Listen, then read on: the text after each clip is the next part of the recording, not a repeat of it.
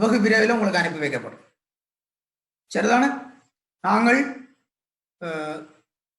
எங்களோட ஜூமு கூடாகவோ அல்லது எங்களோட வைபர் குரூப் கூடாகவோ படித்து முடித்த பாடங்களுக்கும் இப்ப படிக்கிற பாடங்களுக்குமான நோட்ஸை உங்களுக்கு நாங்கள் அனுப்பி வைக்கிறதுக்கு தீர்மானிச்சிருக்கிறோம். விரைவில் உங்களுக்கான அதுக்கான ஏற்பாடுகள் செய்யப்பட்டு நீங்கள் வகுப்புகளை கவனமாக கவனிச்சு கொண்டிருங்க. இந்த பாடத்துல சில மாற்றங்கள் இதுல இருக்கு. ஒப்பீட்டளவில் கொஞ்சம் கூடிய திருத்தங்கள் இந்த இருக்கு. இந்த டெபினிஷன்லயே கூட திருத்தங்கள் இருக்கு. தமிழ்ல, இங்கிலீஷ்ல இருக்கு, சரியா இருக்கும். தமிழ்ல நாங்கள் கொஞ்சம் திருத்தங்கள் செய்ய வேணும். ஒரு விஷயத்தையும் கவனிச்சு கொள்ளுங்க. உங்களால் அதை குறைக்க இயலுமாண்டா குறிச்சுக்கணும். அதை பற்றி நீங்கள் யோசிக்க வேண்டாம். நாங்கள் பிள்ளைகள் இப்ப விஷயத்துக்குள்ள வருவோம். இப்ப வரவிலக்கணங்கள் இங்க கொஞ்சம் தந்திருக்கேன்னா உங்களுக்கு தெரிஞ்சிருக்க வேணும். உயிர் பல்வகமை சும்மா கதைப்பகை. புவி மீது வாழ்கின்ற, புவியில இருக்கிற சகல வடிவங்களையும் உள்ளடக்கியதான் உயிர் பல்வகம். புவியில உயிர் வாழ்ற சகல வடிவங்களையும் உள்ளடக்கி இருக்கும். இது ஒரு சின்ன டெபினிஷன். புவி மீது உயிர் வாழ்ற புவி மீது வாழ்ற சகல வடிவங்களையும் உயிர் பல்வகம் உள்ளடக்கி இருக்கின்றது உங்களுக்கு தெரியும். அதே மாதிரி புவியும் தரையிலையும் உயிரங்கிகள் இருக்கு, நீரிலையும் உயிரங்கிகள் இருக்கு. அப்ப நீரண்டைக கடல் சார்ந்ததும் இருக்கலாம், நன்னீர் சார்ந்ததும் இருக்கலாம். நீர்லையும் உயிரங்கி இருக்கு. இப்ப பூமியை பொறுத்தவரை தரை வாழ்டமும் இருக்கு, நீர் வாழ்டமும் இருக்கு. தரை வாழ்டம் இருக்கும், நீர் வாழ்டம் இருக்கு. இங்க ரெண்டு இடத்துலையும் உயிரினங்கள் இருக்கு. சரிதான? இங்க ரெண்டு இடத்திலையும் வாழ்ற உயிரங்கிகளை நீங்கள் பார்த்தீங்களாக இருந்தால் அவை ஒவ்வொன்றும் மற்றவையிலிருந்து வேறுபடுவினோம். சரிதான? அவை ஒவ்வொருத்தரும் மற்றவையிலிருந்து வேறுபடுவினோம். அப்ப இந்த ரெண்டு அங்கிகளை நீங்கள் பார்த்தீங்கன்னா இந்த புவியில இருக்கிற அங்கிகளை நீங்கள் இப்பவே யோசிச்சு பாருங்க. ஒவ்வொரு அங்கியும் மற்றதிலிருந்து வேறுபடும். ஆனால் அந்த ஒவ்வொரு அங்கியும் தான் வாழ்ற சுற்றாடலோட மிக நெருங்கின இடைத்தொடர்புல இருக்கு. தெரிஞ்சு வச்சுக்கணும். அப்ப பார், பூமி என்றது நீர் சார்ந்ததும் தரை சார்ந்ததுமான ஒரு அமைப்பு.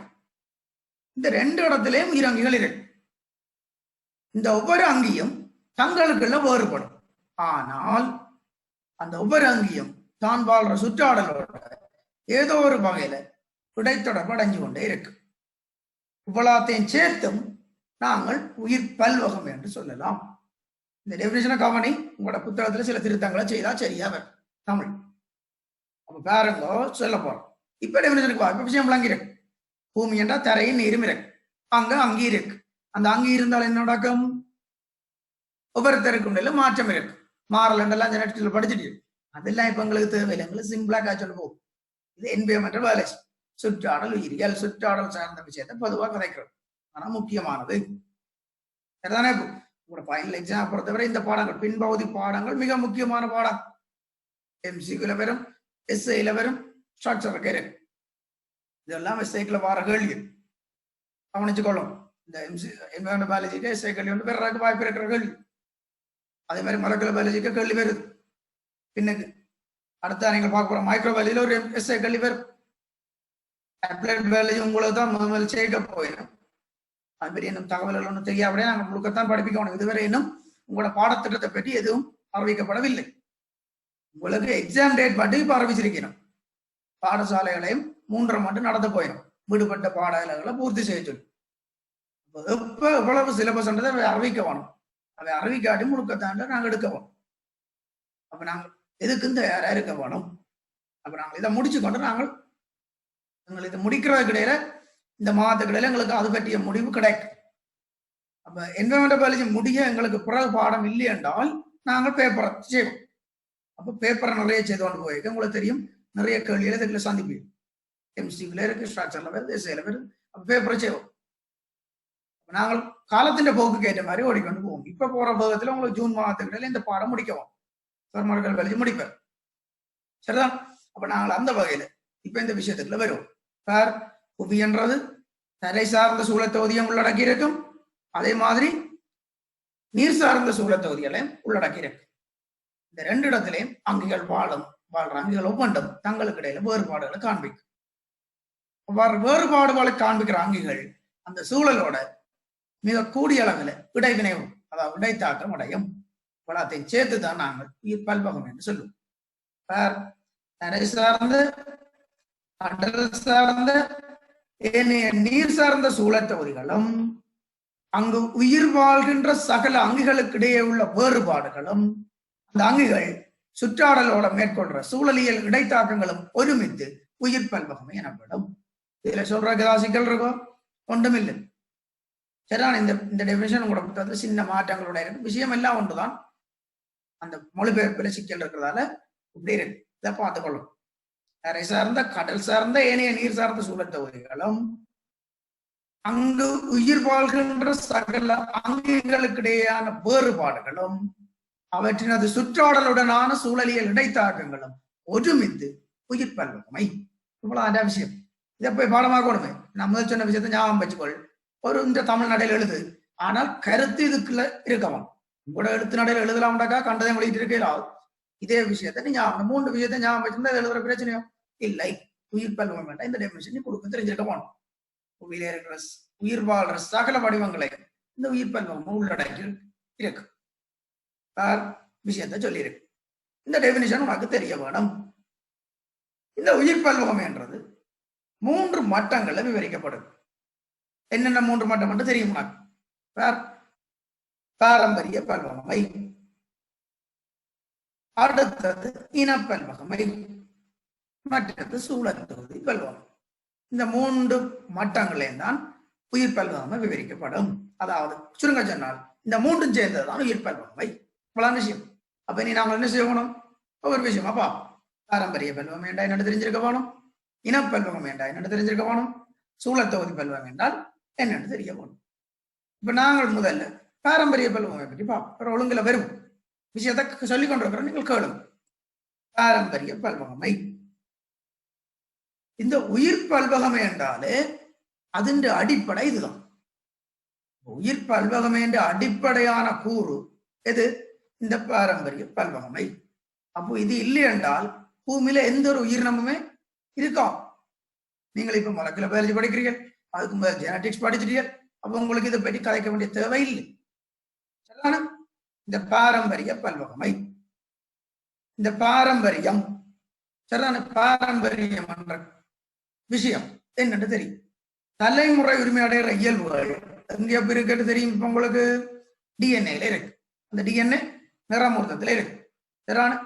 அந்த டிஎன்ஏல இருக்கிற குறிப்பிட்ட அந்த நைதரசன் காரங்கள்ட தொடர்புல தான் உங்களோட தலைமுறை இயல்புகள் தீர்மானிக்கப்படுது. ஒரு இனத்தை பொறுத்தவரையில அந்த இனத்தை சேர்ந்த அங்கத்தவர்கள் என்று கலங்கள்ல காணப்படுற நிறமூர்த்தங்கள் எண்ணிக்கை மாறுபடாம். அது ஒன்றுதான். இப்ப மனிதரை பொறுத்தவரையில மனிதர்கள் ஒவ்வொரு கலத்திலையும், அதாவது உடற்கலத்துல 23 சோடி நிறமூர்த்தங்களை கொண்டிருக்கிறார். அந்த 23 சோடி நிறமூர்த்தத்துல இருக்கிற இயல்புகள் தான் அவன் தலைமுறை உரிமை அடைகிற பண்புகளை தீர்மானிக்கும். விளங்குதானே? ஆனால் அந்த பாரம்பரிய காரணிகள்ல ஏற்படுற சின்ன சின்ன மாற்றங்களாலதான் நீங்கள் ஒவ்வொருத்தரும் இன்னொருத்தரில இருந்து வேறுபடுறீர்கள்.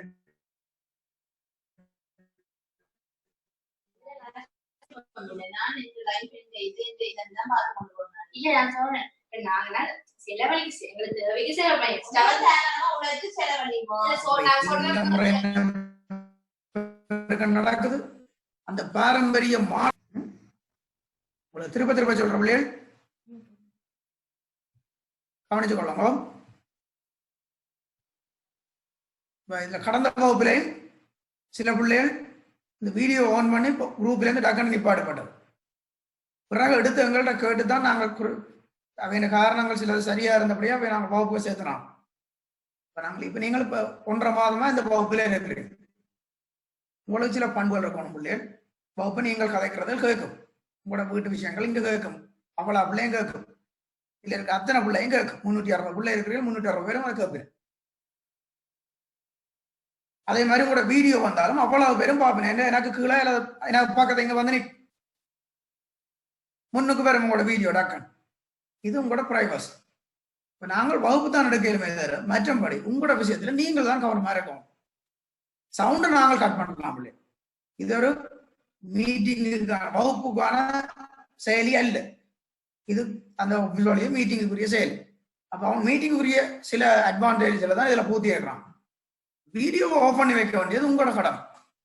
இதால ஏற்படுற பின்விளைவுகளுக்கும் இதாலே உங்களுக்கு ஏற்படுற பாதிப்புகளுக்கும் தயவு செய்து நாங்கள் பொறுப்பானவர்களாக இருக்கலாம். மற்றது வகுப்பில நீங்கள் எப்படி இருந்து மேசையில படிப்பீங்களோ அதே மாதிரி இந்த இடத்துல பெரிய காரணிகள் காரணமாக தான் நீங்கள் ஒவ்வொருத்தரும் உங்களுக்குள்ளே வேறுபடுறீங்க. உதாரணமா சொன்னா நீங்கள் மனிதனம், ஆனாலும் நீங்கள் ஒவ்வொருத்தரும் தனித்துவமான ஆட்கள். உங்களோட தோற்ற அமைப்பு இன்னொருவரில் இருந்து வேறுபடும். இந்த சொற்களை நான் பயன்படுத்த உங்களுக்கு புலாங்கம் எல்லாம் படிச்சுட்டீங்க. அதுக்கு உங்களோட பாரம்பரிய பதார்த்தத்தில் ஏற்படுற மாறல்கள் தான் காரணமா இருக்கு. அப்ப பாருங்க, இந்த பூமியில இருக்கிற அங்கிகள் தங்களோட இனங்களுக்குள்ளேயே வேறுபாடுகளை காண்பிக்கும். அதே மாதிரி பூமியில பல்வேறு இனங்கள் இருக்கு. மிக அதிக அளவு இனங்கள் இருக்கு. இன்னுமே விவரிக்கப்படாத இனங்களே பல இருக்கு. சரிதான், 10 தொடக்கம் 100 மில்லியன் இனங்கள் இருக்கு விவரிக்கப்படாமல். அது எங்களுக்கு தெரியும். அப்ப இந்த இயல்புகள் இனங்களுக்கு இடையில் மாறுபடும், இனங்களுக்கு உள்ளேயும் மாறுபடக்கூடியதா இருக்கு. இந்த இனங்களுக்கு இடையிலான மாறுபாடும் இனங்களுக்கு உள்ளான மாறுபாடுகளை இந்த பாரம்பரிய பல்வகை தான் தீர்மானிக்கும். சரியான அது தெரிஞ்சிருக்கோம். அப்ப இந்த மாறல்கள் ஏற்படுறதால தான்டா கூர்ப்பு நடக்கும் என்று சொல்றோம். அப்ப இந்த பாரம்பரிய பல்வகை தான் கூர்ப்பு நடக்கிறதுக்கான அடிப்படை காரணியா இருக்கு. இந்த 3 விஷயம்னா தெரியவும் இதைத்தான் உங்களோட நோட்ஸ்ல தான் தெரியும், வேற ஒன்றுமில்லை. சரியான பாருங்க, உயிரியல் பல்வகையினது அடிப்படையான கூறு இந்த பாரம்பரிய பல்வகை. இது இனங்களுக்குள்ளானதும் இனங்களுக்கு இடையிலானதுமான வேறுபாடுகளை குறைக்கும். மனித இனம் என்று எடுத்தீங்கன்னா உங்களுக்குள்ளேயும் வேறுபாடு இருக்கு. அதே மாதிரி உங்களோட சூழல்ல இருக்கிற ஏனைய இனங்கள்ல இருந்தும் நீங்கள் வேறுபடுறீங்க. பார்த்த உடனே உங்களை சொல்லக்கூடிய யாருக்கு இந்த மாற்றங்களை எல்லாம் ஏற்படுத்துறது உங்களோட பரம்பரை அலகுகள். சரிதானே, அதுல ஏற்படுற மாறல்கள், அந்த மாறல்களாலதான் கூர்ப்பு நடக்குது. ஆகவே இந்த பாரம்பரிய பல்வகை தான் கூர்ப்புக்கான அடிப்படையா இருக்கு. இவ்வளவு தெரிஞ்சாக்கா இந்த 3 அடிப்படை விஷயம் தான் தெரியமா. இதை விட வேற விஷயங்கள் ஒன்றுமே நீங்க தெரிய தேவை. அடுத்தவா இனப்பல்வகை. இந்த இனப்பல்வகையை பார்ப்போம். இது பிள்ளைகள் இப்ப முதல் சொன்ன விஷயத்தோட சற்று தொடர்பானதான். பூமியில பல்வேறு இனங்கள் இருக்கு. அந்த இனங்கள் ஒவ்வொன்றும் வித்தியாசத்தை காண்பிக்குது. தோற்ற அமைப்புல அவற்றை நாங்கள் எளிதாக அடையாளம் காண்றதோட இந்த பல்வகை சம்பந்தப்பட்டிருக்கு. இப்ப மாடுகள் இருக்கு. அந்த மாட்டை உனக்கு பார்க்கவே தெரியுது. அந்த மாட்டின் புறத்தோற்ற இயல்புகள் அந்த அங்கேயே உனக்கு அடையாளம் காட்டு. இப்ப இதுல மாடுகளும் என்றால் நீ பிரிச்சு சொல்லுவா, இது மாடுதான் இது ஆடுதான். அதுக்கு நீயும் இருந்தா சொல்லுவா அது நீ மனிதர் தான். சரிதானே? அப்ப இதுல இருந்து உங்களுக்கு தெரிய வேணும், இனங்கள் அதாவது பல்வேறுபட்ட இனங்களுக்கு இடையில இருக்கிற வேறுபாடுகளை எளிதாக அடையாளம் காண்றதுக்கு இந்த பல்வகை தான் காரணமா இருக்கு. இந்த பாரம்பரிய மாறலாலதான் தோற்றமைப்புல மாற்றம் வந்தோம். சரியான கூர்ப்புக்கு வழிவகுத்து பார்த்தான். அப்ப இனங்கள்ல இருக்கிற வேறுபாடுகளை எளிதாக இனங்காண்றதுக்கு இந்த இனப்பல்வகம் உதவி செய்யும். அப்படி பார்த்தீங்கள் என்றால் இந்த பல்வகையானது இனங்களுடைய எண்ணிக்கையையும் அவற்றின் செறிவையும் உள்ளடக்கி இருக்கு. இனப்பல்வகை இனங்களின் பல்வகை. அப்ப பூமியில இருக்கிற இனங்களின் எண்ணிக்கையை இது உள்ளடக்கி இருக்கு. அதான இப்ப பல்வகை என்றது பரம்பரை. இப்ப உங்களோட சுற்றாடல் வகுப்புல உங்களுக்கு இது படிப்பிச்சுனான் சொன்னான். எங்களோட டியூஷனுக்குள்ளே நீங்கள் இருந்த நீங்கள் அங்க வேற வேற இடங்களையும் காட்டி சொன்னான். உங்களுக்கு அந்த பெற்றோர்களுக்கு மாமரம் வேம்பு இருந்தது, அங்கால பாத்தீங்களா எறும்பு இருந்தது, அந்த நேரம் சுத்தி குழாவி பறந்தது, இதுகளை பற்றி காய்ச்சினான். சரிதான். அப்ப கவனிங்கோ, பல்வேறு இனங்களுக்கு இடையிலான வேறுபாடுகளை எளிதாக அடையாளம் காண்றதுக்கு இந்த இனப்பல்வகை உதவும். இது இனங்களது எண்ணிக்கையும் அவற்றின் செறிவையும் உள்ளடக்கி இருக்கு. இவ்வளவுதான் இனப்பல்வகைக்குள்ள நீ தெரிய வேண்டிய விஷயம். இனங்களுக்கு இடையிலான வேறுபாடுகள் இனப்பல்வகையை தரும்.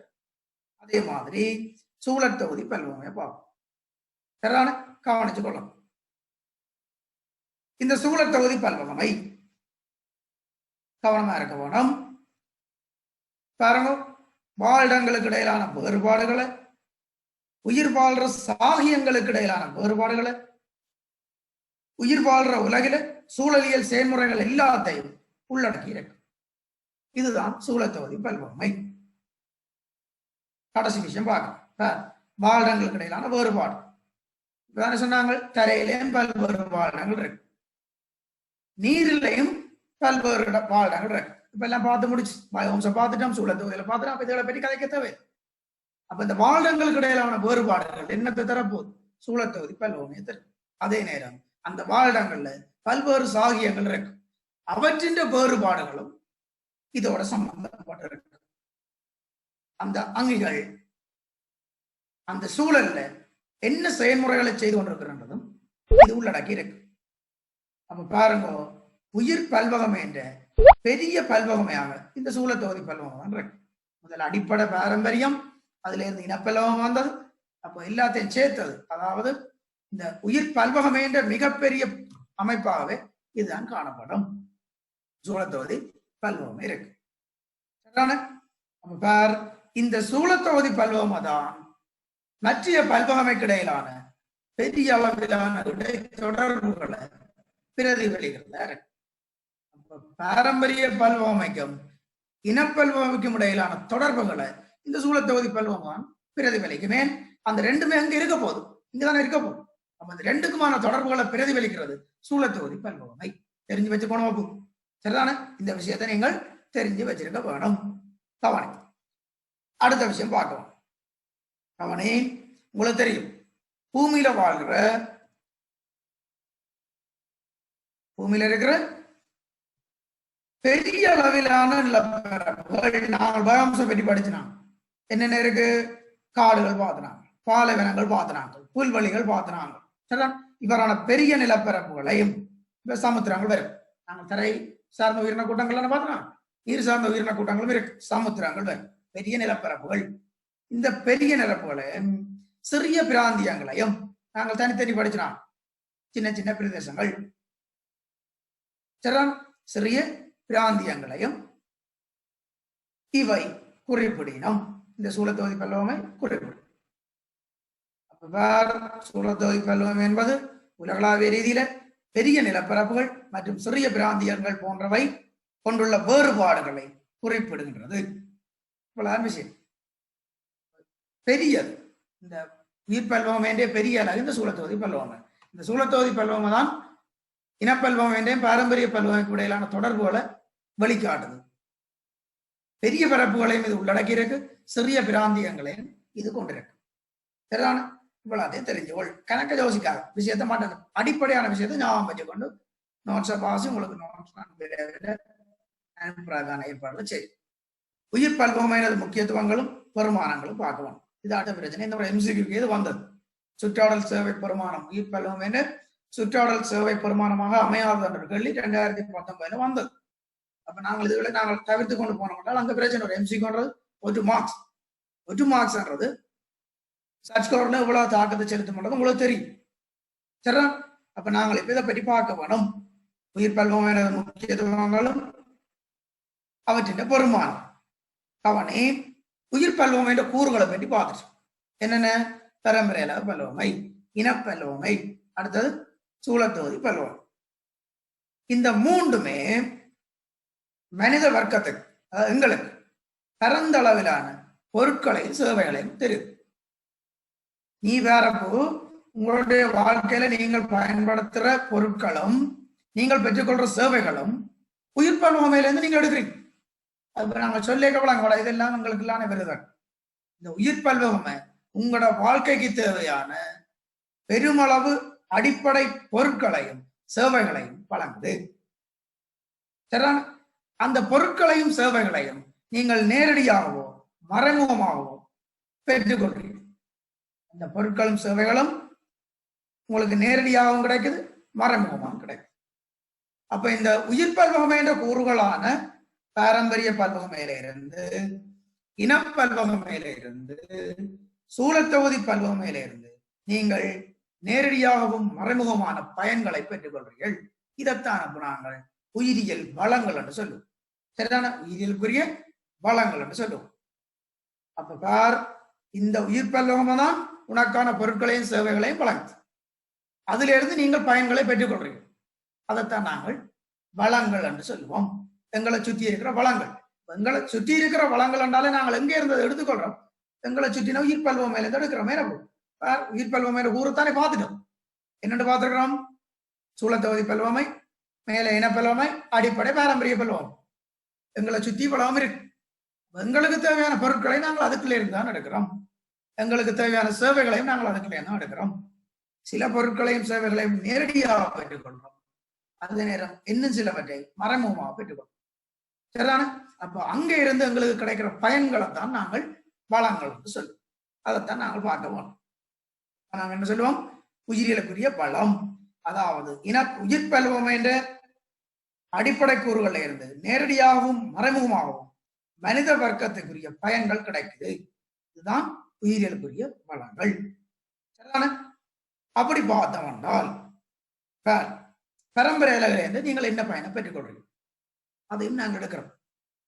இப்ப பாருங்க, தாவரங்களை வர்க்க விருத்தியாக என்ன செய்யறோம்? இப்ப தாவரங்கள்ல காணப்படுற நல்ல இயல்புகளை நாங்கள் எங்களுக்கு எடுத்துக்கொள்வோம். இந்த தாவரங்களை வர்க்க விருத்தி ஆகிறதுல தரம் இப்ப சொன்னோம். வீடியோ மியூட் பண்ண சொன்னா உங்களுக்கு விளங்குது இல்லை. சரி, கவனிங்க. இவங்களை குழப்பக்கூடாது பிள்ளைகள். நீங்கள் நல்ல பிள்ளைகளா இருக்கணும். ஒரு பிரச்சனையும் இல்லை. பார்ப்போம். சரி, வாங்க இது முடிக்கணும். உண்டைக்கணும். இப்ப பாரு, இங்க என்ன நடக்க போகுது? தாவரங்கள்ட வர்க்க விருத்தியில பயிர் தாவரங்களை நாங்கள் வர்க்க விருத்தி ஆக்கி கொள்றதுக்காக பரம்பரை அலைகளை பயன்படுத்துறோம். இப்ப நல்ல இன, இப்ப உதாரணத்துக்கு மாமரத்தை எடுத்தோம் என்றால் நல்ல இன பழத்தை நாங்கள் பெறவோம். தாவரத்துக்கு நீர் தொகுதி மிக வினைத்திறன் கிடைக்கவும். இதுக்கு நாங்கள் தாவரங்கள்ட பரம்பரை அலைகளை சில மாற்றங்களை செய்து நீங்க படிச்சிருப்பீங்க. உங்களுக்கு தேவையான பழத்தை நீங்கள் பெற்றுக்கொள்ளலாம். இந்த ஹைபிரிட் தாவரங்கள் இருக்கு. இப்ப இந்த மாமரங்கள் எல்லாம் உருவாக்கி இப்ப ஃபார்ம்ல கூட சரிதான். அப்ப அந்த கலப்பு பிரபாகம் செய்யப்பட்ட கலப்பின விருத்தி செய்யப்பட்ட அந்த கண்டுகளை நாங்கள் உருவாக்குறதுக்கு பரம்பரை அலையில மாற்றங்களை செய்ய வேண்டியிருக்கு. சரிதான். இதுக்கு எங்களுக்கு பரம்பரை அளவு பயன்படுது. இப்ப பரம்பரை அளவு பல்வமே எங்களுக்கு உதவும். அதே மாதிரி பிள்ளைகள் உங்களுக்கு தெரியும், பல்வேறு இனங்கள் எங்களுக்கு பல்வேறு தேவைகளுக்கு பயன்படுத்தப்படுது. உதாரணமா பாத்தீங்கன்னா சரியான உணவுக்காக பல்வேறு இனங்களை நாங்கள் நேரடியாகவும் மறைமுகமாகவும் பயன்படுத்துவோம். உங்களுக்கு தெரியும், தாவரங்கள் இது உங்களோட ரிசோர்ஸ்ல கொஞ்சம் குழப்பமான வசனங்களா இருக்கு. நாங்கள் சொல்றோம், சொல்ற விஷயத்த நீங்கள் பாத்தீங்கன்னா தெரியும். சரிதான். அது உங்களுக்குரிய சின்ன அந்த இங்கிலீஷ் சரியான பிள்ளைகள் தமிழ்ல சில பிரச்சனைலாம் இருக்கு. அந்த வசனங்கள் சொல்லுவல் விடுபட்டு போச்சு. அப்ப நாங்கள் இந்த பல இனங்களை உணவுக்காக நாங்கள் பயன்படுத்த போறோம். சரியான உணவு மூலங்களா பயன்படுத்துறோம். என்னென்ன தாவர இனங்களை நாங்கள் பயன்படுத்துவோம், விலங்கினங்களையும் பயன்படுத்தும். தாவர இனங்கள்ல இருந்து நாங்கள் மரக்கரைகளை பெற்றுக்கொள்றோம். அதே மாதிரி பழங்களை எடுத்துக்கொள்வோம். பழங்களை நேரடியா படுறோம். இப்ப மாமரத்துல இருந்து மாம்பழத்தை எடுக்கிறோம். தாவரங்கள்ல இருந்தால் மரக்கரையில் எங்களுக்கு தேவையான மரக்கரைகள் எடுக்கிறோம். அதே மாதிரி எங்களோட வாழ்க்கைக்கு தேவையான தானியங்களை நாங்கள் எடுக்கிறோம். சரிதான? இது நேரடியா கிடைக்குது எங்களுக்கு.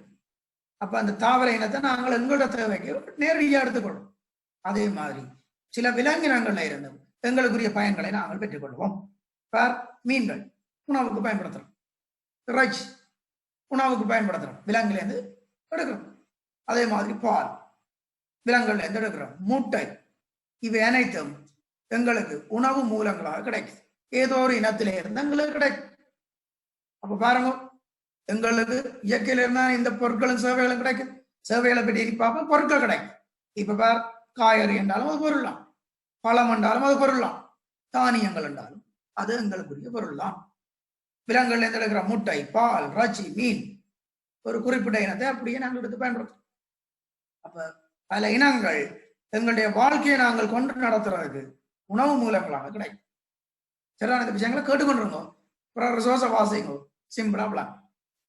உங்களுக்கு நோட்ஸ் நான் அனுப்புறேன், அது பற்றி நீங்கள் யோசிக்க மாட்டோம். சரிதான? செய்து கொண்டிருக்கிற பிள்ளைகள் வேலைக்கு அனுப்புவோம். சரி, கவனிச்சு கொள்ளுங்க.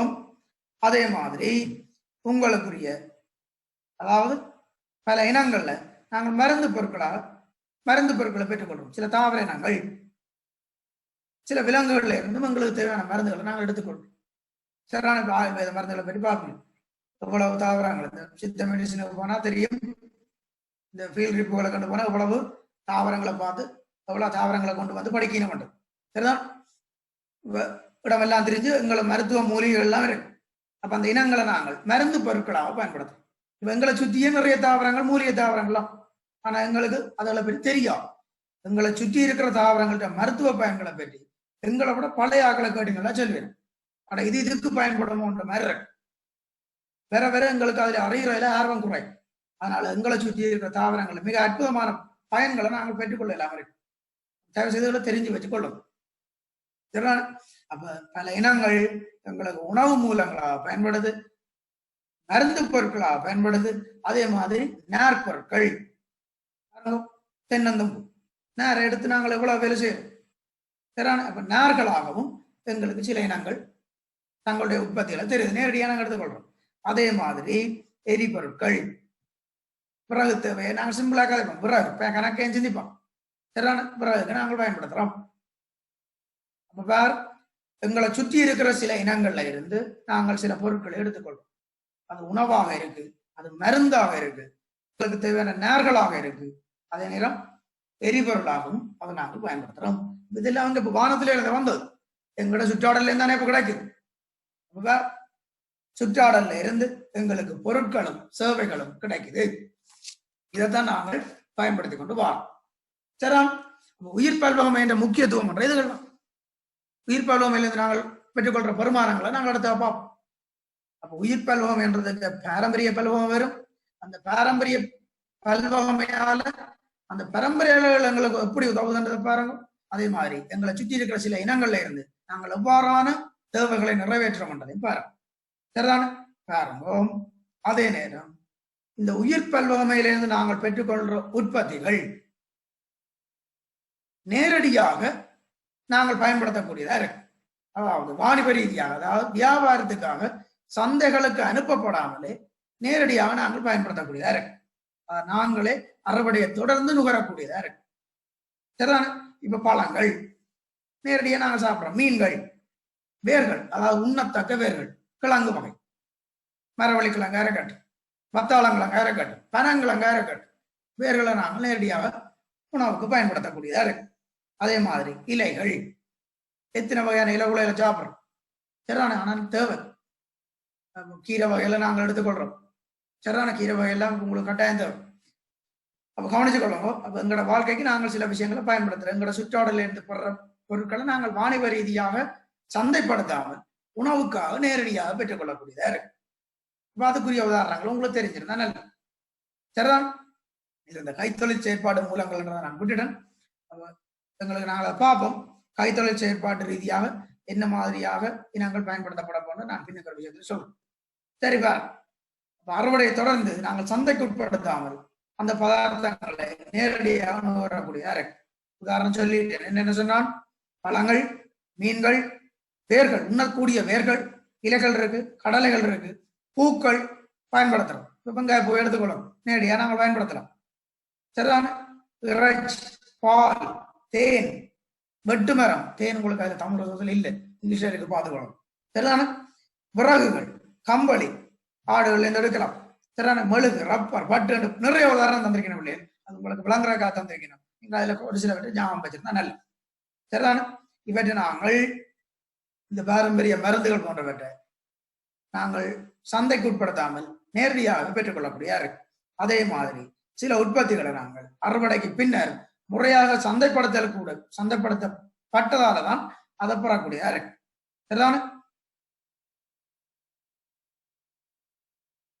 சரி இல்லையா? தவறுதல வீடியோக்கள் ஒன் பண்ணி இனி இதுகளை நீங்கள்லாம் பார்த்துக்கொள்ளணும். சரி இல்லையா? நான் நம்பர்களை சொல்லலாம், ஆனால் தேவையில்லை. நீங்கள் சரி கவனமா இருந்து படி. அப்ப பாருங்க, எவ்வளவு உதாரணம் இருக்கின்றதை பார்த்துக்கொள்ளுங்க. இதெல்லாம் உங்களை விளக்கத்துக்காக சொல்லிட்டு நாங்கள் அறுவடையை தொடர்ந்து நேரடியாக பெற்றுக்கொள்ற விஷயம் தந்திரிக்கணும். இதனை பற்றி பார்த்துக்காக சொல்றேன். பழங்கள், மீன்கள், உண்ணத்தக்க வேர்கள், இலைகள், கடலை வகை, பூக்கள், இறைச்சி, பால், தேன், வெட்டு மரம் என்று நிறைய இதெல்லாம் பார்த்துக்கொள்ளும். சரிதான். அப்ப நாங்கள் நேரடியாக எடுக்கிற விஷயம். இதே மாதிரி சில அறுவடை பொருட்களை நாங்கள் சந்தைக்கு உட்படுத்தி தான் நாங்கள் அங்கே எடுத்துக் கொள்ளக்கூடிய இருக்கு. சரிதான. பாருங்க. அதே நேரம் எங்களோட சுற்றாடல இருந்து சில பெறப்படுற பொருட்களை சுற்றொழில் நிறுவனங்கள் தங்களுடைய உற்பத்திக்காக நேரடியாக பயன்படும். அதுல நிறைய இருக்கு. உணவு உற்பத்தி தொழிற்சாலைகள் இவற்றை எடுக்கணும். இப்ப என்ன பழங்களை எடுத்துக்கொண்டு போய் அவ பழப்பாகவோ பழச்சாறாகவோ அதை கைத்தொழில் ரீதியாக மாற்றி அமைத்து உங்களுக்கு பிறகு சந்தைப்படுத்தி. சரி, அப்ப கைத்தொழில் நிறுவனங்கள் கூட சுற்றாடல இருந்து பதார்த்தங்களை நேரடியாக எடுத்துக்கொள்ளுது, பொருட்களை நேரடியாக பெற்றுக்கொள்ளுது. எடுத்து அதை மாற்று வடிவங்களாக மாற்றி மீண்டும் உங்களுக்கே சந்தைப்படுத்தி. இப்ப பழங்களை எடுத்து ஜாமாக்கி அனுப்பினேன், ஜூஸ் ஆக்கி அனுப்பினேன், பழப்பாகு பழச்சாறு போன்றவை தான் அப்புறம் நீங்க வந்து குடிக்கிறீங்க. அப்ப சுற்றாடல இருந்து கிடைக்கிற அந்த பழங்களை தொழிற்சாலைகள் கூட நேரடியாக பயன்படுத்துது. இதே மாதிரி ஆடை தொழிற்சாலை, சரிதானே, பருத்தியாக இருக்கட்டும், பருத்தி நூல் எடுத்து அங்க பருத்தி பஞ்சு எடுத்து நூலாக்கி உங்களுக்குரிய உடைகளை தைச்சு தெரியணும். அதே மாதிரி பட்டு புழுவால பின்னப்படுற கூடு, அந்த பட்டை சேகரித்து அதை பிறகு நூலாக்கி அதை பிறகு சாரியாக்கி அனுப்ப நீங்களும் வேண்டிக்க. அதுக்கு மேல டிவி வழி அட்வர்டைஸ் போட்டு 4 சுத்தி சொல்லாண்டு கையை காலை அங்கே இங்க காட்டி உங்களை ஆசையப்படுத்துறது, பாஞ்சு விழுந்து அவ்வளவு ஆசை கொடுத்து வேண்டிருக்கு. அப்ப பாருங்க, அங்க இருக்கிற அந்த பலம், இயற்கையிலிருந்து பெற்றுக்கொண்ட பலம் தான் தொழிற்சாலைகள்ல போய் பெருமதி மிக்க பொருட்களாக மாற்றப்பட்டு மீண்டும் உங்கள்ட்ட வந்து சேரும். ஆனா எடுக்கிறது அங்கே இருந்து இயற்கையில இருந்து, அதாவது அந்த உயிர் பல்வகமையில இருந்துதான் அந்த பொருளை அந்த நிறுவனம் எடுத்து தன்னுடைய இயந்திர வடிவமைப்புகளை கூட மாற்றி அமைத்து உங்களுக்கு பயன்படக்கூடிய பொருட்களாக தெரியுது. அதுதான் உங்களுக்கு நீங்கள் வாங்க பண்றக்காக உங்களுக்கு பல்வேறு விளம்பர சுத்திகளை பயன்படுத்தி உங்களுக்கு பிடிச்ச நடிகை மேல கொண்டு அதில் எல்லாம் செய்ய பண்ணி அதில் காட்ட பண்ணி அதை நீங்கள் பார்க்க பண்ணி எடுக்க பண்றது. அது மற்ற விஷயம், அது பிசினஸ். எங்களுக்கு அதை பற்றி பிரச்சனை இல்லை. எங்களுக்கு என்ன தேவை, அது எங்க இருந்து எடுக்கப்பட்டன்னு பார்த்தால் எங்கட உயிர் பல்வமையில இருந்து எடுக்கப்பட்டதா இருக்கு. அங்க போ அடுத்த விஷயத்துக்கு தோல் தொழிற்சாலை. இந்த விலங்குகளை ரசிக்காவட்டிலும் அந்த தோலை நிறுவனங்கள் எடுக்குது. அந்த தோல்ல இருந்துதான் உங்களுக்குரிய பொருட்கள் தைக்கப்படும். அது செருப்பாகட்டும், சப்பாத்துகளாகட்டும், உங்களோட பேக்குகளாகட்டும், ஏன் பெல்ட், பல்வேறு தோல் சார்ந்த உற்பத்தி பொருட்கள் சந்தைகள்ல விற்கப்படும். அதுல சில விலங்குகள் தோலால செய்யப்பட்ட உற்பத்தி பொருட்கள் மிகவும் விலை உயர்ந்ததா இருக்கு. சரியான அவ்வாறு விலை உயர்ந்த பொருட்களை செய்யறதுக்காண்டே அந்த விலங்குகள் வேட்டையாடப்பட்டு இயற்கையிலிருந்து அழிக்கப்படும். சரிதான்.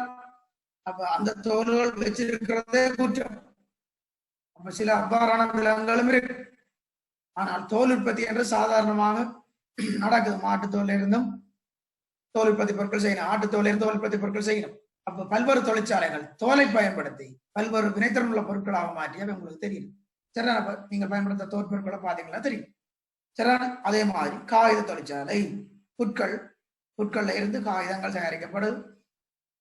இயற்கையான புல்லை எடுத்துக்கொண்டு போய் யூக்கலிப்டஸ் எடுத்துக்கொண்டு போய் காகித தொழிற்சாலைகள்ல இப்ப கிட்டடியில இப்ப பேப்பர்ல பார்த்தோம், மாலச்சேனையில காகித தொழிற்சாலை ஆரம்பிக்கிறக்கான ஏற்பாடுகள் நடக்குதான். ஏற்பாட்டு நடந்துட்டு தான் பார்த்தோம் ஞாபகம்.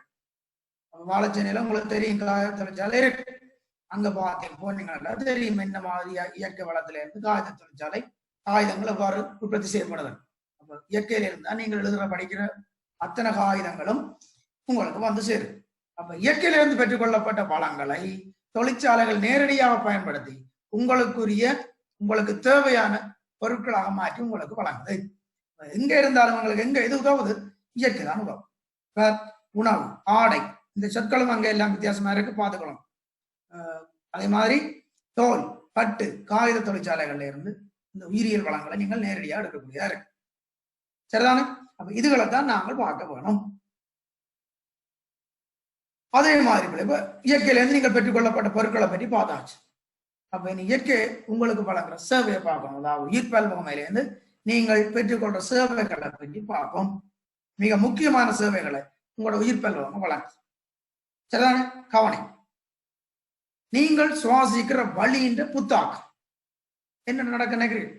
தாவரங்கள் என்ன செய்து நீங்கள் சுவாசிக்கிற CO2 அவர் எடுக்கிற ஒளித்தொகுப்பின் மூலம் CO2 பாதிக்கப்படுது. பக்க விளைவா என்னத்தை தெரியுது உங்களுக்கு? ஆக்சிஜனை தெரியுது. அப்ப வழியில ஆக்சிஜன் CO2 சமநிலை எப்போன்றது இயற்கைதான். வழி புத்தாக்கப்படுறதுக்கும் உங்களோட இயற்கை சூழல் உதவுது. கவனி, இது முக்கியமான விஷயம். அதே மாதிரி நீரின் புத்தாக்கம், இப்ப கடல் நீரை நீ பயன்படுத்தலாம் நேரடியாக சுத்திகரிச்சு பயன்படுத்துற வேற விஷயம். அதே நீர் ஆவியாகி மழையாக மீண்டும் நீ பயன்படுத்தக்கூடிய படிவத்துக்கு மாற்றப்பட்டு வருது. அப்ப பார், சூரிய வெப்பத்தால அந்த நீர் ஆவியாகி மழையாக திருப்பி பூமியை வந்து சேருது. வழியின் புத்தாக்கமும் நீரின் புத்தாக்கமும் உன்னை சுற்றி இருக்கிற இயற்கை சூழல்லாம் நடக்கும்.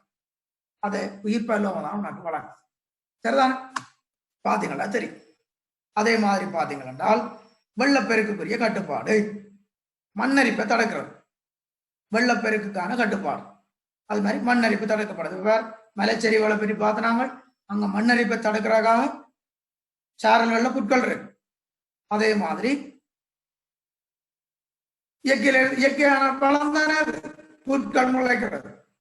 அந்த புட்களின் வேரமைப்பு பறந்துபட்டதாக இருக்கிறதால அந்த இடங்கள்ல மண்ணரிப்பு தடுக்கப்படும், வெள்ளப்பெருக்கு தடை செய்யப்படும். சரிதான்? வெள்ளப்பெருக்கின்ற கட்டுப்பாடுன்றது வழியின்ற நீரின்ற புத்தாக்கம்ன்றது உங்களுக்கு உயிர் பல்வம் மேல, அதாவது குறிப்பிட்ட சூழத்தொகுதிகள் உங்களோட மனித வர்க்கத்துக்கு வழங்குற சேவைகளாக இருக்கு. தெரிஞ்சு வச்சுக்கொள்ளும். அப்ப சூழத்தொகுதிகளால உங்களுக்கு வழங்கப்படுற சேவைகளை நாங்கள் இங்க பார்த்திருக்கிறோம். சரிதானே? இனி ஒவ்வொரு சேவை பெருமானங்களை பிரிப்பா. உயிர் பல்வம் என்ற பெருமானங்கள், இதுக்குதான் உங்களுக்கு கேள்வி வந்தது. அதுல முதலாவது பெருமானம் சுற்றாடல் சேவை தொடர்பான பெருமானம். சரிதானே? சுற்றாடல் சேவை தொடர்பான பெருமானம், என்விரான்மெண்டல் சர்வீஸ் வேல்யூ. இதைத்தான் நாங்கள் முதல்ல பார்க்க போறோம். இதுக்கெல்லாம் கேள்வி வந்தது. சுற்றாடல் சேவை பெருமானமாக அமையாது என்று கேட்டிருந்தது. சுற்றாடல் சேவை பெருமானம் என்ற என்னன்னு தெரியுமோ? உங்களுக்கு தெரியும். உங்களை சுற்றி இருக்கிற சூழல் சிக்கலானது. அந்த சிக்கலான சுற்றாடலை பேன்றதுல உயிர் பல்வகையால வழங்கப்படுற முக்கியமான சேவை தான் இது சுற்றாடல் சேவை. சுற்றாடல் நடக்கிற தொழிற்பாடுகள் அது பேணமா என்ன மாதிரி சுற்றாடல்ல சிக்கலான சேவைகளை இது பேண போகிற பாருங்க. உதாரணத்துக்கு உயிர் பல்வகையால வழங்கப்படுற சுற்றாடல் சேவை பெருமானம் முதலாவது விஷயம் CO2 பதித்தல். என்ன நடக்குது? CO2 நிலைப்படுத்துகை, ஒளித்தொகுப்பு நடக்குது. ஒளித்தொகுப்பின் ஊடாக வளிமண்டலத்தில் இருக்கிற CO2 தாவரங்களுக்குள்ள போகும். இது ஒரு சேவை. ஆர் வழங்குற சேவை? உயிர் பல்வகையால கிடைக்கிற ஒரு சேவை. அவ்வாறு CO2 உள்ள போறபடியாதான் பக்க விளைவுகளாக ஆக்சிஜன் கிடைக்குது. மற்றது சேதன சேர்வைகள் பதிக்கப்படுது. அப்ப தற்போசணிகள் ஒளித்தொகுப்பின் மூலம் சேதன சேர்வைகளை தொகுக்கிறதால பூமியில ஏனைய அங்குகள் நிலை பெறக்கூடியதாக இருக்கு. இது இல்லையா ஒன்றுமில்லை. அப்ப இது ஒரு முக்கியமான சேவை. என்னது? கவனிச்சுக்கணும். ஒளித்தொகுப்பின் ஊடாக கார்பன் டை ஆக்சைடு நிலைப்படுத்துகை. இது மட்டும் இல்லை, என்ன இருக்கு? அத்தியாவசியமான போஷணை பதார்த்தங்களும் சுழற்சி. தற்போசணிகள் உணவை தொகுக்குது. அந்த உணவை விலங்குகள் சாப்பிடுது. நேரடியாக சேதன சேர்வை கிடைக்கும். ஊட்ட தொடர்புகளை பற்றி நாங்கள் ஆரம்பத்தில் படிச்சுட்டோம். உங்களுக்கு தெரியும். தாவர முனிகள் இருக்கு, அனைத்து முனிகள் இருக்கு. சுழற்சி அடையும். சேதன சேர்வையா மாறுது, அசேதன சேர்வையா மாறுது. சேதன சேர்வையாக்கப்படுது, உங்களுக்குள்ள எல்லாம் கடத்தப்படுது. பிரியாக்களால் அசேதன சேர்வையா மாற்றப்படுது. மீண்டும் தாவரங்களால் அது எடுக்கப்படுது. பல்வகையாக வழங்கப்படுற சேவைகள். அடுத்த நீர் பட்டத்தால் தரையில இருந்து நீர் ஆவியாகும். அது வேற நீரா இருக்கட்டும், சவர் நீரா இருக்கட்டும், என்னவா இருக்கட்டும், ஆவியான நீர் முகிலா ஒடுங்கி மழையாக மீண்டும் வருது. பாருங்க, நீர் திருப்ப வந்திருக்கு. ஆனால் சுத்திகரிக்கப்பட்ட நீரா இருக்கு, தூய நீர் வருது. அப்ப நீர் பட்டம் நடக்குது. பூமியில இருந்து போன நீர் மீண்டும் பூமியை வந்தடையுது. இதுக்கு உயிர் பல்வகை சார்ந்த செயற்பாடுகள் மிக அவசியமா இருக்கு. அதே மாதிரி மழை தொடர்ச்சியாக கிடைக்கிறதால நிலத்தடியில நீர் மேம்படுது. சரியான? இது இந்த மழை கிடைக்கிறதுக்கு பாப்பம் என்ன மாதிரி காலநிலை மாற்றங்கள் எல்லாம் செல்வாக்கு செலுத்த மாட்டோம். குறிப்பிட்ட காலத்துல மழை வீழ்ச்சி இருக்குது, சில இடங்கள்ல வருடம் முழுவதுமே மழை வீழ்ச்சி இருக்குது. ஈரப்பதன் வளிமண்டல ஈரப்பதன் அவ்வாறு செல்வாக்கு செலுத்த மாட்டதை நாங்கள் இப்ப அடுத்த மண்ணின் உருவாக்கமும் மண்ணரிப்பில இருந்து பாதுகாக்கவும் உயிர் பல்வகையால உனக்கு வளம் கிடைக்கிற ஒரு சேவை. மண் உருவாக்கம், வானிலையால் அழிதல். வானிலை அழிதல் மூலம் மண் உருவாகும். இருக்கு. சரிதான்? இந்த மண்ணரிப்பிலிருந்து பாதுகாக்க மண் ஒரு இடத்துல இருந்து என்னோட இடத்துக்கு கடத்தப்படுறது தடுக்கப்படுறது. இந்த உயிர் பல்வகையால முதல் கதைச்சா புட்கள் மண்ணரிப்பை தடுக்கிறது மிக முக்கியமான பங்கு வகிக்கும். விலங்கான கணக்கு காய்ச்சொன்று இருக்கிறோம். கவனி. வளிமண்டல ஈரப்பதனை மீள் சுழற்சிக்கு உட்படுத்துது. இதுதான் அப்போ இந்த சூழல்ல காலநிலை மாற்றங்களை தீர்மானிக்கும். ஒரு குறிப்பிட்ட கால பகுதியில என்ன மாற்றங்கள் எல்லாம் நடக்குதுன்றத வளிமண்டல ஈரப்பதம் தான் தீர்மானிக்கும். வளிமண்டலத்துல ஈரப்பதம் கூடுதலா இருக்கிற காலங்கள்ல மழை கிடைக்கும். சரியான வறண்ட காலங்கள்ல வளிமண்டலத்துல ஈரப்பதம் குறைவா இருக்கு. அப்ப இந்த சுழற்சியை உயிர் பல்லவமையில் ஏற்படுற மாற்றங்கள் தான் தீர்மானிக்கும். வளிமண்டல ஈரப்பதனை மீள் சுழற்சிக்கு உட்படுத்துவதனூடாக காலநிலை இயல்புகளை சீராக்குது. இந்த விஷயங்களையும் நீங்க பார்த்துக்கொள்ளுங்க. உங்களோட ரிசோர்ஸ்ல அந்த சொற்கள் அங்கேயும் இங்கேயும் தான் திரைச்சு மாறி போய் கிடக்கு. என்ன நடந்தது எனக்கு தெரியல, எல்லாம் துண்டா கிடக்கு அந்த மாதிரி இருக்கு. நம்ம இதை பார்த்துக்கொள்ளுங்க. இதெல்லாம் பார்த்தீங்கன்னா உங்களுக்கு தெரியும். சுற்றாடல் சிறப்பை பரமானம், இதைத்தான் கேள்வியிலையும் கேட்டிருந்தது. சரிதானே? ஒவ்வொன்றா உடைச்சு கேட்டிருந்தது. நீர்மட்டத்தை பேணல், நிலத்தடை நீர்னது முன் நிரம்பல், மண் உருவாக்கம், மண்ணரிப்பிலிருந்து பாதுகாக்கிறது, CO2 நிலைப்படுத்துதல், CO2 பாதிக்கப்படல், சொற்களை மாத்திரம். சரியான காலநிலை இயல்புல சீராக்குதல். இவ்வாறான காரணங்களும் உங்களுக்கு தெரிஞ்சுக்கணும். இப்பெல்லாம் தெரிஞ்சிருக்கமா? ரெண்ட பாடமாக ஒண்ணு விஷயங்களை சொல்லி இருக்கு. இனி ஞாபகம் வச்சிருக்கோம் உங்களுக்கு. சரியான இது முக்கியமான விஷயங்களை போ மற்ற வினாக்களும் போடலாம். உயிர்ப்பல்வம் முக்கியத்துவங்களும் பெருமானங்களையும் விவரிக்க சுருக்கமாக விவரிக்கின்ற எழுதவும் சரிதான் போடலாம். MCQ வந்திருக்கு. இந்த விஷயம் வந்தது பாருங்க 2019 பேப்பர். சரியான நீர்னது துரிதாக்கம் சொல்லியாச்சானே. நீர் பட்டத்தை போனேக்க நீர் தூய்மையாக்கப்படுது. சரி விளைவு. அடுத்தது பார்க்க வேணும். இந்த நேரம் இருக்கிற 10 நிமிஷம் இருக்கக்கூடிய அடுத்த விஷயங்களை பார்ப்போம். அழகியல் பெருமானங்கள். சரிதானே? உங்களோட உயிர் பல்வகமை பல்வேறு அழகியல் பெருமானங்களை வழங்குங்கள். தெரியும், இதுக்கு வடிவம் உங்களுக்கு தெரியும் விஷயம். இப்ப பார்த்தீங்கள் என்றால் இலங்கையை எடுத்துக்கொள்ளுங்க. இலங்கை ஒரு அழகியல் பெருமதி வாய்ந்த ஒரு நாடு. அதாவது பார்த்தீங்க என்றால் இயற்கையான வனப்பு மிகுந்த நாடு. இலங்கையின் தரை தோற்ற வடிவமைப்பு பெரும்பாலும் குழப்பப்படாம இருக்கு. அதனால இப்பவும் மிகவும் எழில் மிகுந்த ஒரு நாடாக இருக்கு. சரிதான்? இப்ப நீங்கள் உதாரணத்துக்கு நீங்கள் இலங்கையின் அழகை நீங்கள் பார்க்க வேணும் என்றால் இந்த மலைநாட்டு பக்கம் போகும். அதில் குறிப்பா நீங்கள் பார்த்தீங்கன்னா இந்த பதுளையில இருந்து ஒரு பஸ் ட்ரெயின் வந்து கொழும்புக்கு போகிறோம். கோட்டை மட்டும் போகும். பதுளை தான் கடைசி ஸ்டேஷன். இலங்கையின் உச்சியில் இருக்கிற கடைசி ஸ்டேஷனும் பதுளை தான். அதுல இருந்து அந்த ட்ரெயின்ல நீங்கள் போகலாம். ஒப்சர்வேஷன் புரிய பகுதியும் இருக்கு. ஒரு பட்டி ஃபுல்லாக அப்படித்தான் இருக்கு. அதுல இருந்தோட நீங்கள் பார்த்து கொண்டு போகலாம். மிக அழகாக இருக்கு. எங்கேயோ ஒரு உலகத்துல இருக்கிற மாதிரி இருக்கும். அது ஆறுல தான் மேலையால இறங்கி கொண்டு வரும். பார்த்து கொண்டு பார்த்த பிள்ளைகளுக்கு தெரியும். சரிதான்? நாங்களும் இருக்கா பார்த்தோம். குணசேஷ புண்ணியத்துல அது இருக்க நாங்கள் போய் பார்த்தோம். அதால சொல்றேன், அது நாங்கள் பார்த்தபடியே உங்களுக்கு தெரியும். நான் சொல்றேன், பார்த்தது தெரியும். இயற்கையான எழில் மிகுந்த ஒரு இடம்ன்றது அங்க நீங்கள் பார்க்க தெரியும். சரி, அப்ப அது உயிர் பல்வம் தான் எங்களுக்கு அந்த எழில் மிகுந்த தோற்றத்தை வழங்குது. இனப்பல்வமை, பல்வேறு தாவரங்கள், அந்த கிளைமேட் கண்டிஷன், அங்க இருக்கிற குழுங்கள், அந்த பச்சை பசையில் என்ற நிலப்பரப்பு பார்க்கறதுக்கு மிக ரம்மியமாக இருக்கு. அப்ப நாங்களும் ஒரு விஷயத்தையும் பார்ப்போம். அப்ப இயற்கையான தரை தோற்ற வடிவமைப்பு குழப்பப்படாத இடங்கள், இயற்கையான இடங்கள் பார்க்கறதுக்கு மிகவும் அழகானதாக இருக்கு. சரிதான்? இந்த அழகுத்தன்மை என்றது பல்வேறு செயற்பாடுகளுக்கான சந்தர்ப்பங்களும் உங்களுக்கு வழங்கும். அதுல முக்கியமானது புகைப்படக்கல் பாதுகாப்பு. அதுல விரைக்க வெள்ளக்காரரும் வந்தவர் நாங்கள் ஆண்டு பார்த்துருக்கோம். அவங்களை எல்லாமே போட்டோ எடுத்து கொண்டிருந்தோம். சரிதான்? ஒவ்வொரு விஷயமும் அவன் கிளிக் பண்ணி கொண்டே இருந்தோம். அப்ப அவைக்கு தெரியுது, அவைக்கு அந்த ரசனை. எங்களுக்கு வேற சிந்தனை, அவங்களுக்கு அது ஒரு சிந்தனை. பாருங்க, புகைப்பட கலைக்கு மிகவும் ஒரு சிறப்பு வாய்ந்த இடமாக இவ்வாறான இடங்கள் இருக்கும். அழகிய பெருமதி வாய்ந்த இடங்களா இருக்கு. அதே மாதிரி பறவைகளை அவதானிக்கிறது. எங்கட ஊரை பொறுத்தவரையிலே இந்த வெள்ள வழி இருக்கு, சொண்டிக்குளம் இருக்கு, பறவைகள் சரணாலயம், சரசாலை என்ற இடம் இருக்கு. அதுல அந்தனத்திடல் என்ற இடம், குருவிக்காடு. அந்த குருவிக்காடுலயும் பறவைகள் நிறைய வாழும். இந்த வெள்ளையில குறிப்பிட்ட சில காலங்களை பார்த்தோம் என்றால் குடிபெயரும் பறவைகள் நிறைய வந்திருக்கு. அதை அவதானிக்கிறத கண்டு பறவையியல் ஆராய்ச்சியாளர்கள் வருது. நிறைய பேர் வந்து அதுல போட்டோ எடுத்தோன்னு இருப்பேன். அந்த வெள்ளையால போய் வரைக்க தெரியும். அந்த காலை பொழுது உங்களோட வகுப்புக்கு நாங்கள் வர நேரம் அல்லது பிற்பகல் நேரங்களை வந்தீங்கள் என்றால் அந்த இடத்துல இந்த காட்சிகள் நீங்கள் பார்ப்பீங்க.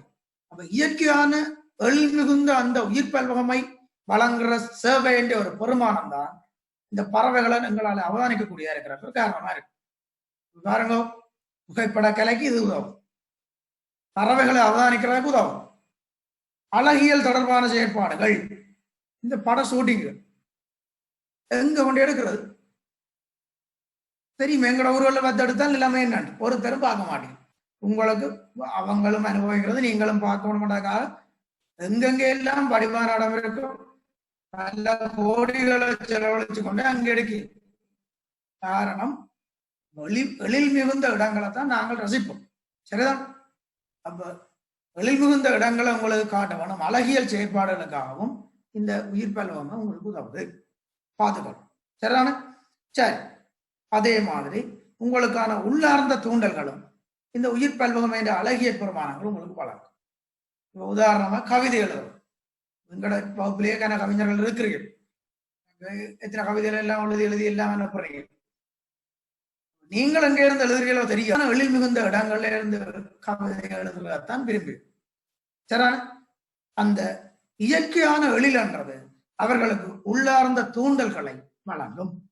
அதனால கவிதை, அருவியா, கொட்டு கலைகள் போன்றவற்றிற்கான உள்ளார்ந்த தூண்டல்களை இந்த இயற்கை எழில் மிகுந்த பிரதேசங்கள் வழங்கும். சரிதான்? ஒவ்வொரு விஷயமா பார்க்கலாம். அடுத்தது நாங்கள் பார்க்க போறது சுற்றுலாத்துறை. இங்க தெரியும் உங்களுக்கு பல சரணாலயங்கள் இருக்கு, தாவரவியல் பூங்காக்கள் இருக்கு. பிரதனியா பார்க்கன்னு சொல்லுவோம். நாங்கள் பிரதனியா பார்க்க போறது தாவரங்களை பார்க்கறதுக்கு இல்லைன்ற மட்டும் உங்களுக்கு தெரியும். சரி, இப்ப வாங்க விஷயத்துக்கு. விலங்கியல் பூங்காக்கள் இருக்கு, தேசிய பூங்காக்கள் இருக்கு. இவை அனைத்தும் அந்த அழகிய பெருமானத்துக்கு ஊடாக அந்த நாட்டுக்குரிய வருவாயை அதிகரிக்குது. சரணாலயங்களை உருவாக்குறது, தேசிய பூங்காக்களை உருவாக்குறது, தாவரவிய பூங்காக்கள், விலங்கிய பூங்காக்களை உருவாக்குறது எல்லாமே என்னத்துக்கு உதவுது? ஒரு நாட்டின் இறைவெறி அறவீடுகளை அதிகரிக்கிறது உதவுது. இது எல்லாமே அழகியல் ரீதியான உணர்ச்சிகளோட சம்பந்தப்பட்ட விஷயம்.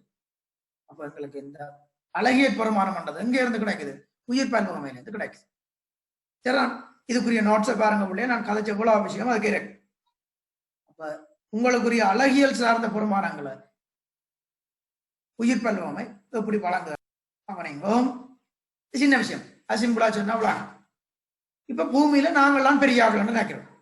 அப்படித்தானே படிச்சும் வச்சிருக்கோம். மனிதர்கள் ஏதோ ஆழ பிறந்தவர்கள் மாதிரி நாங்கள் நினைச்சுக்கொள்றோம். அப்படியே இல்லை. பூமியில இருக்கிற அத்தனை உயிரினத்துக்கும் தான் பிறந்த இடத்துல வாழ்றதுக்கு முழு உரிமையும் இருக்கு. ஆனால் நாங்கள் என்ன செய்யறோம்? எங்களோட வசதிக்கு ஏற்ற மாதிரி மற்ற எல்லாத்தையும் அழிக்கிறோம். மனிதன் தலையீடுகள் இல்லாத இடங்கள் என்றதே கிடையாது.